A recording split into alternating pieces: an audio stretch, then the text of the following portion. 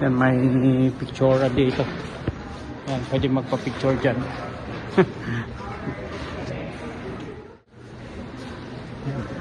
Wala akong nabili.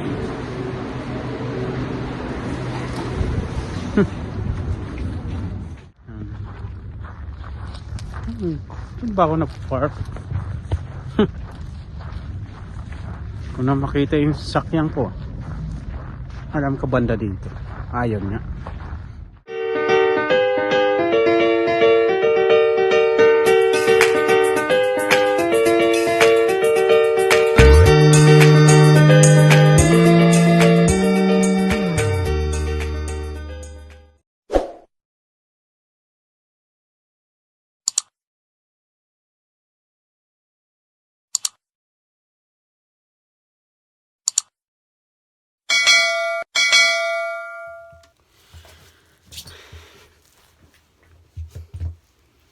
Hello everybody. Ayan.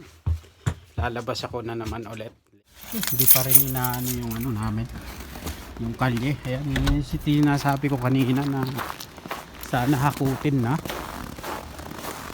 Pwede pa lang yung harangan yan na yan. Yung sinasabi kanina na sana hakutin na tong ano. Itong gitna na to. Ayan. Ito. Hindi pa rin nahakot. So dito ko nakapag-park kagabi.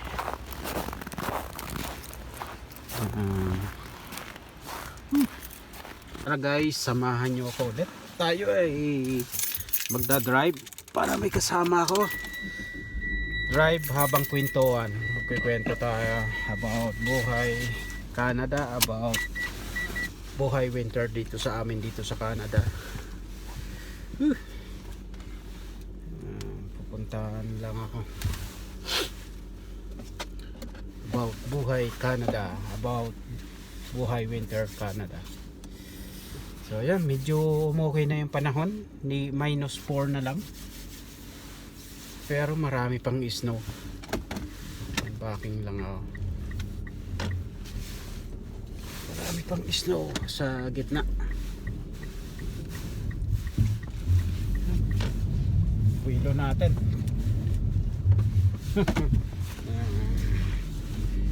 Puwilo lang natin.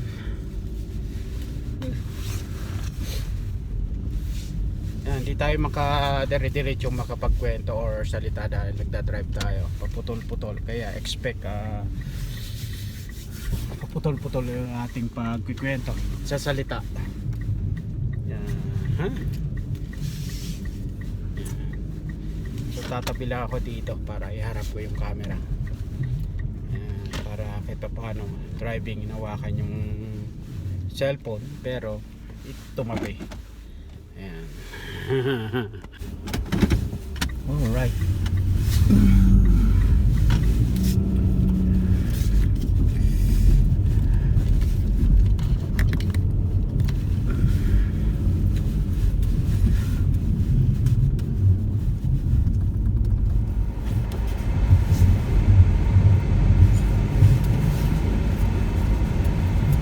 Yun sa 3rd Street, nahakot na yung gitnang snow. Bandang gitna.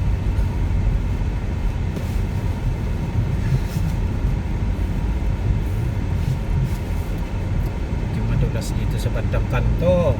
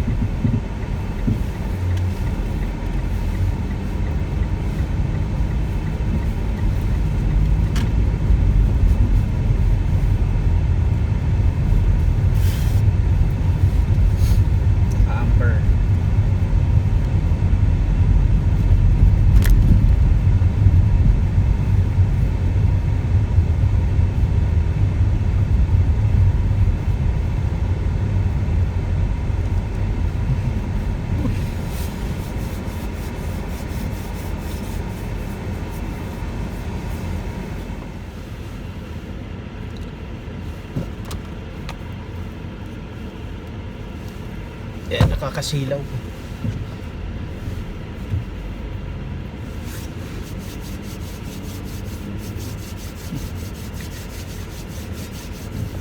Ay.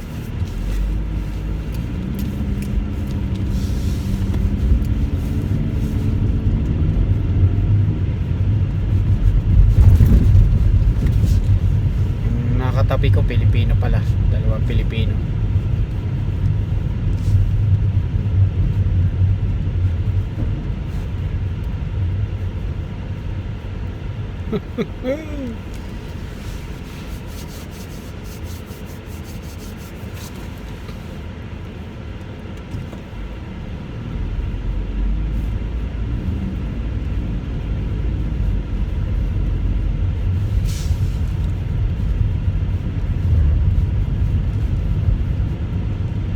Yan guys, driving tayo, busy muna ako sa sa pagdadrive.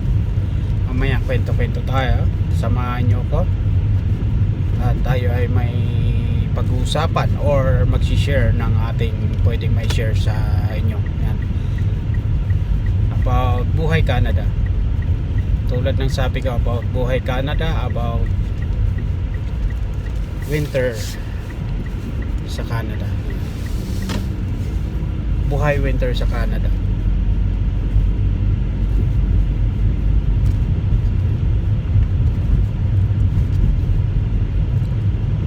Ang oras ngayon dito ay 12:30 ng tanghali.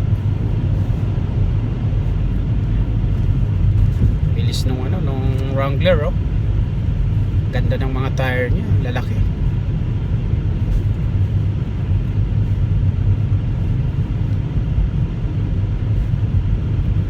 Nung unang driving ko dito guys sa Canada nung winter, talagang kabado ako, natatakot ako dahil nga hindi ko gaano pa, syempre bago nung unang winter yon. Syempre pagbago talaga, snow ito, madulas.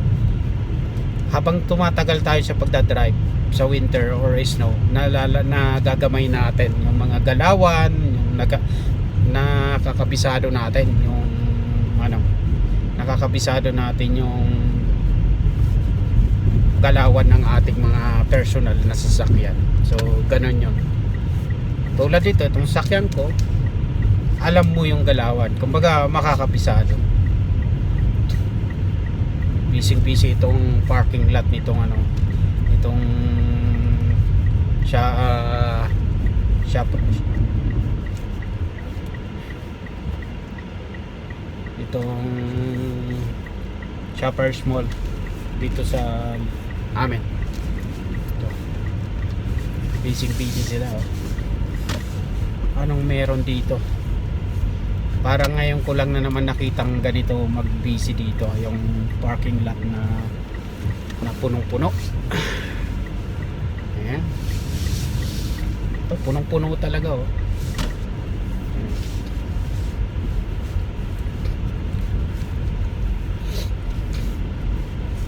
Dahil mag-holiday na, Christmas time, nagsha-shopping yung mga karamihan.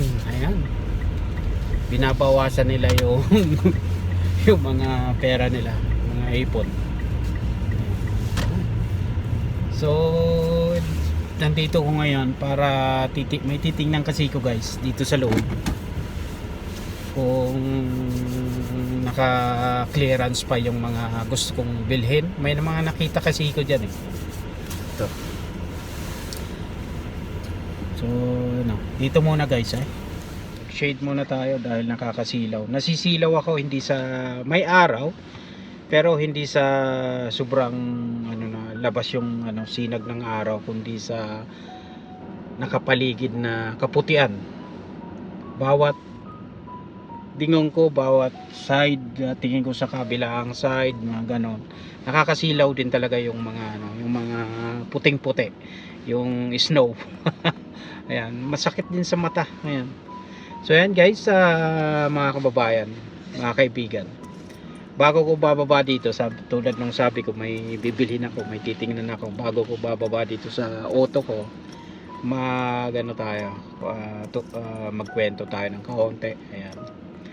Ah, total bago ko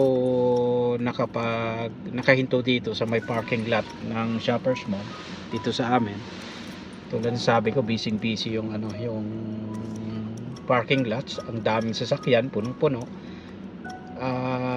Sabi ko na dahil maraming nagsha-shopping, maraming yun, malamang yung mga karamihan ay early, maaga pa lang ay may kanya-kanya ng mga vacation or holidays, nag-take na ng kanilang mga holidays, mga tao dito sa lugar namin.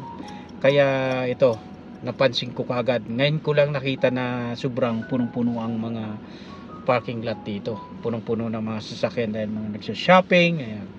So dahil na yun na rin ang naumpisahan ko na tungkol sa ganyan, holidays or pagsha-shopping magsha-shopping, pag-usapan natin yung tulad ngayong season na to, Christmas, magki-Christmas, kung anong mga holidays, anong days yung holidays na mga pag tuwing December, tuwing bago mag-Christmas, anong ilang araw yung talagang legal na stat holiday, yan, di ko stat holiday na tinatawag dito sa Saskatchewan, dito sa amin.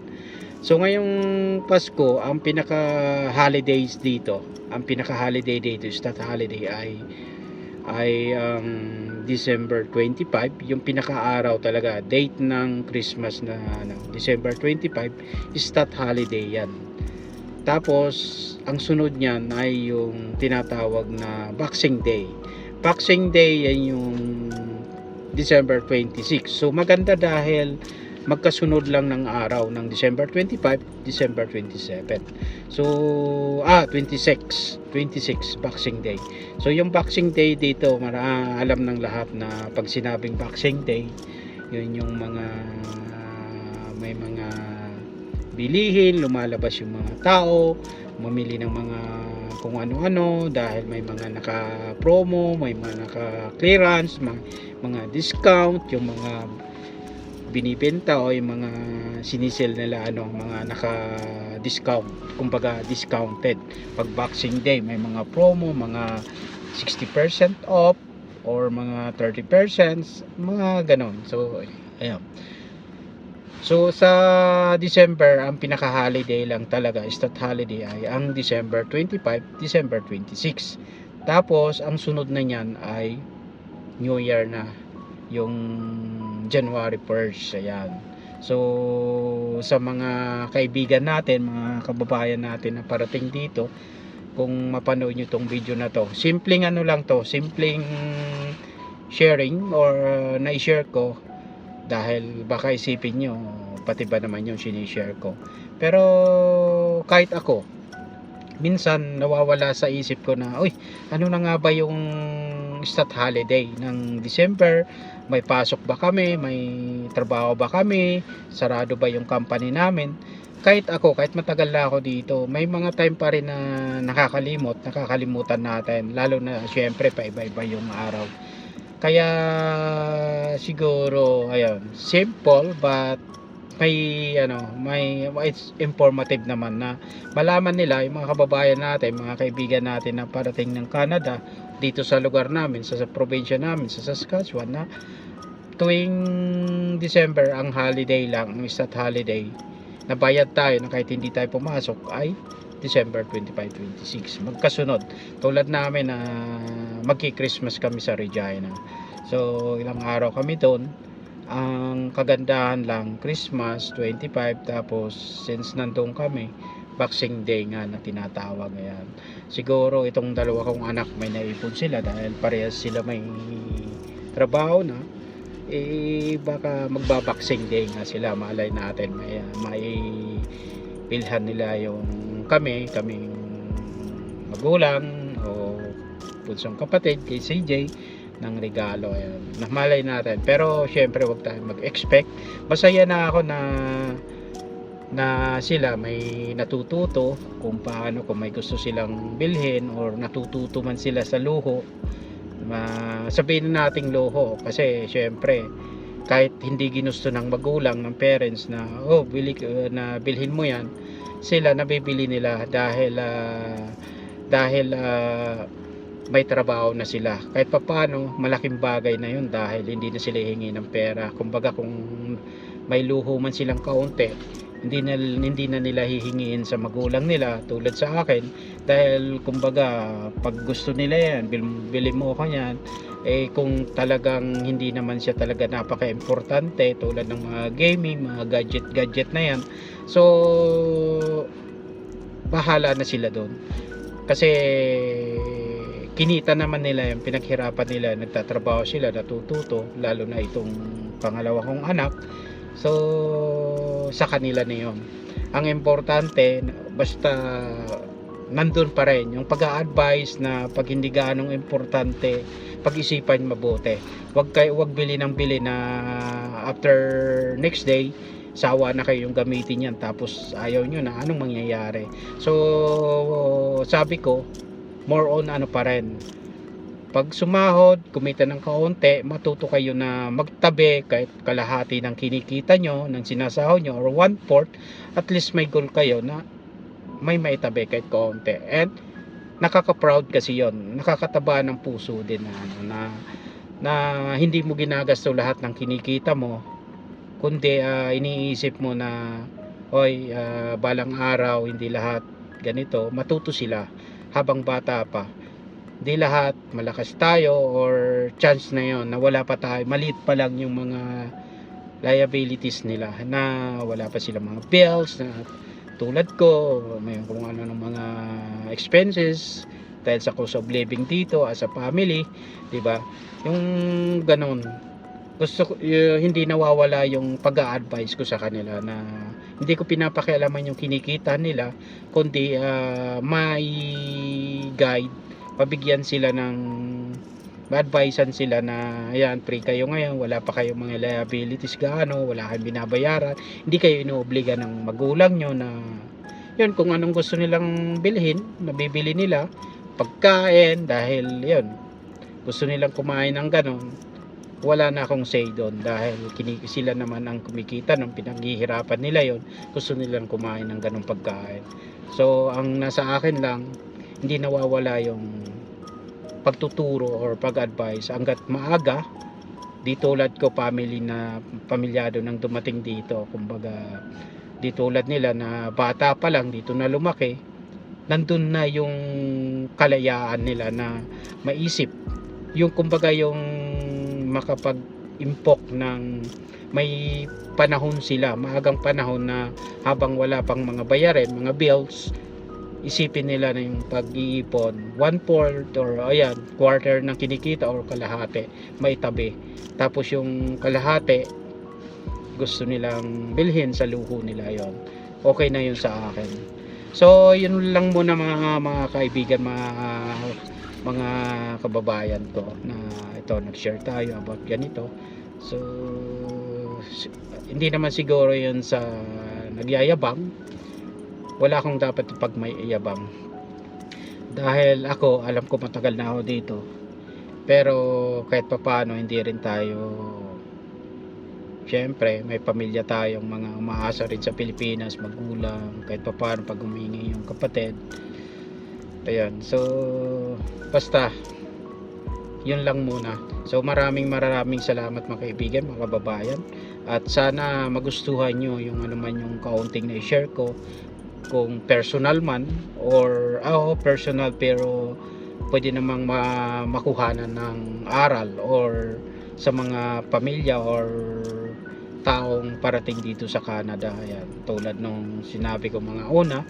So sana magustuhan nyo, and syempre sana naman po ay kung mapanood nyo ito, humihingi po ako ng kaunting paki-like naman, and kung hindi pa kayo nakapag-subscribe sa aking maliit na channel, paki-support naman.